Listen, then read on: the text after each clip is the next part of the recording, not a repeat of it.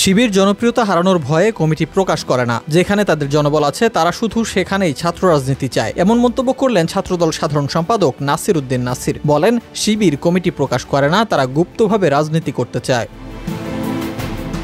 নাসির বলেন, কমিটি প্রকাশ করলে ছাত্র শিবিরের অরিজিনাল সংখ্যা বা তাদের যে নেতাকর্মী এত কম, সাধারণ শিক্ষার্থীরা তা বুঝে যাবে, তাদের উপর আস্থা হারাবে।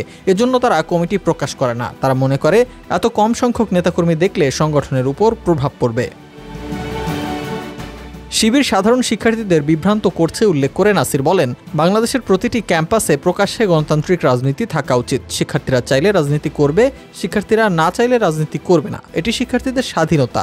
কিন্তু আপনি গুপ্তভাবে রাজনীতি করে অন্য দলকে হেয় করে সাধারণ শিক্ষার্থীদের বিভ্রান্ত করার কোনো অধিকার আপনার থাকা উচিত নয়। নাসির আরও বলেন, শিক্ষার্থীরা চাইলে যে কোনো ছাত্র সংগঠনে যোগ দিতে পারে, চাইলে ছাত্র শিবিরও করতে পারে, অথবা বাংলাদেশ জাতীয়তাবাদী ছাত্র দলসহ অন্যান্য ছাত্র সংগঠনেও যোগ দিতে পারে।